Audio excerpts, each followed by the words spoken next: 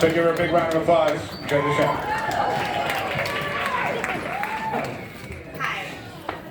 When I told my friends that I was going to do this, I got lots of questions. And the first question was, is this going to be a clean show, right? Because I come from a long line of South Louisiana customs, and I have a potty mouth. And so I said, well, yeah, it's going to be a clean show. I had to think about what I couldn't talk about with you. So of course I couldn't talk about exes, because that would require cussing. I could not talk about my brothers, because that absolutely would require cussing. And I could not talk about my New Orleans Saints and your Atlanta Falcons, because you know that would be cussing and a brawl, right? So then I decided, well, what can I actually talk about? So I thought I'd talk about the multi-generational practice of law. All of us work in offices where we work with people who are of different generations, and how we all work together, paralegals, lawyers, investigators. And it's like a black family reunion, right? There's food, there's fun, there's games, but there's also people who want you to do well, but not too well, right? And so then you also have in that office a supervillain. Just like in a black family reunion, there's an aunt who is still angry about something that happened 40 years ago. Or there's an uncle who insists that his brother owes him money. And so there's a supervillain, just like there's a supervillain at your office, right? There's somebody in your office that when they enter the chat, everyone exits. When they raise their hand during the staff meeting, everyone cringes. And everyone just hates to see them coming, because they're just typically unpleasant, right? I saw her laugh, she knows that person, right? And so those people are the players in your office. And so then you have the baby boomers, right? The baby boomers who are on the back nine, they're trying to retire, right? And so their whole life, they have reveled in hierarchy and structure. But now, towards the end of their career, they're like, just leave me alone, get the work done, leave me alone. Then we have the millennials. God bless us all for having to deal with them, right? They are so needy, right? So they need feedback, they need reassurance. They need to tell you to tell them, attaboy, you're doing a good job. All I need is DG, direct deposit, every 2 weeks. Have my money, and I'm fine, right? Then we have the Generation Zers. They want authenticity.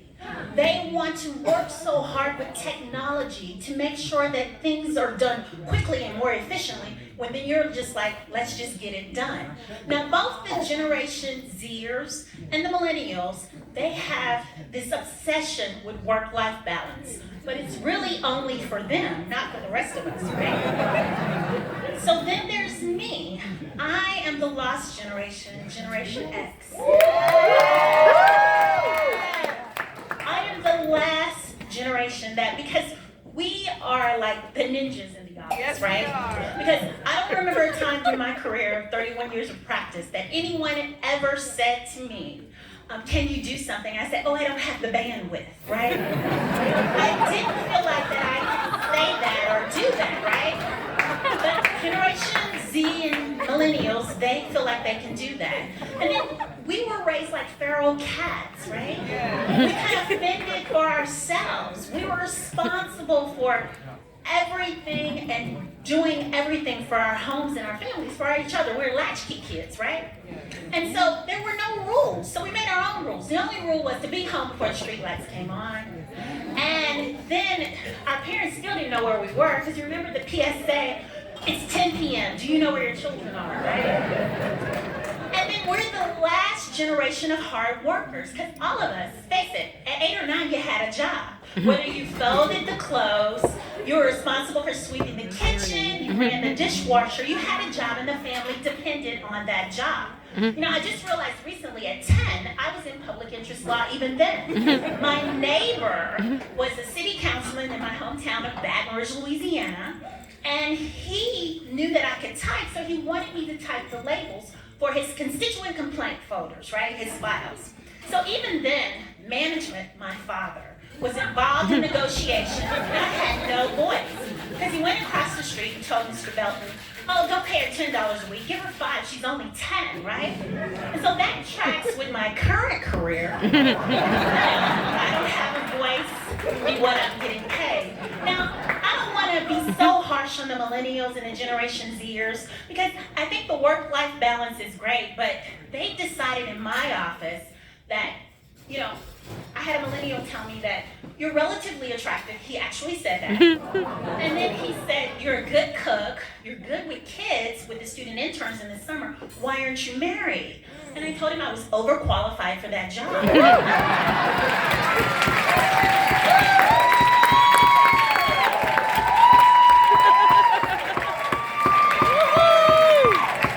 Then he went on to say to me, I really think that you should think about dating. So at this time in my life, I think I've been a decent person, a kind person, but I must have done something wrong, because the only folks who ask me out are baby boomers and millennials, right? So the only option I have for a work-life balance is to be a 79-year-old man's hospice wife, or to be a 39-year-old man's life coach. Neither one of the prospects are really appealing to me, but I guess if I had to make a choice, I'd choose a 39-year-old man, because I figure I can get a new hip, right?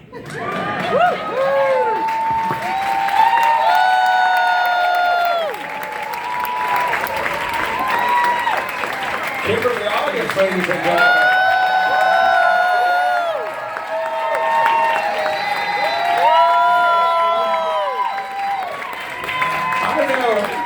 If there's a way, with the judges in the room, to put her under oath and find out if that really was her first time. Because I've done stand-up, and my first time was not like that at all. Good job, Kimberly. Pretty sure I was there, Jeff, at your first time, and it wasn't. It wasn't. It wasn't even that good at my 50th time. No comment. No, you're so funny, Jeff. Okay, that was fantastic. I'm going to jump in early because obviously everybody knows I'm biased. That was fan-freaking-tastic, I can say, because the children are here.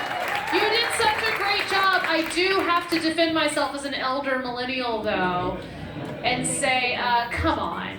We were latchkey kids too. We were the ones right there. I identify more with the Gen X than the millennials, but let's put more focus on dogging the Gen Zs and the alphas, okay? Let's leave millennials out of this. We've been through enough at this point, but you did a fantastic job. I thought you had a great set. You definitely knew your audience. It was something for everyone. We could all relate to something that you said.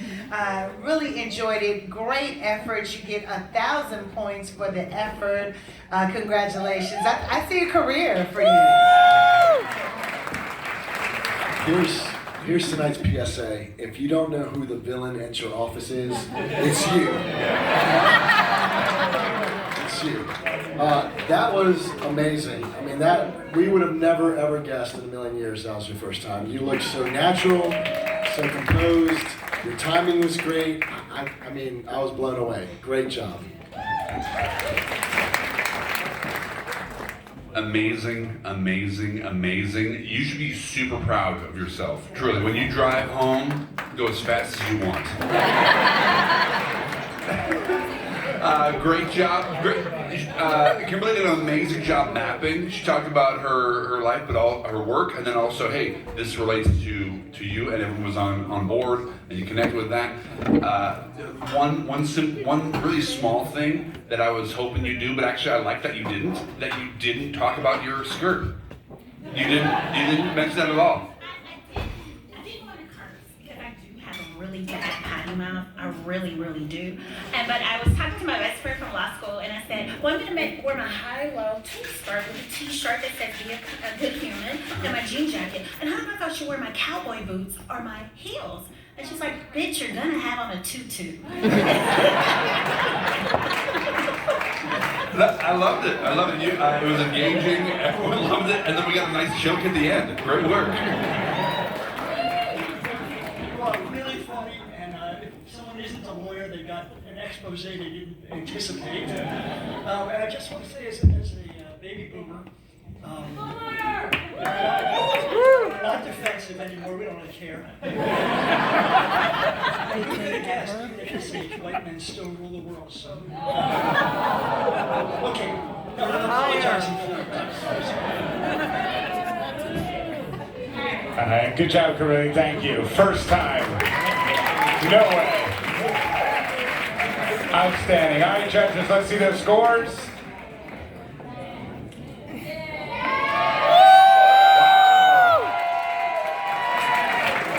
Got another 10 out there, a couple 9.5s. What a great competition. Give it up for all of our performers.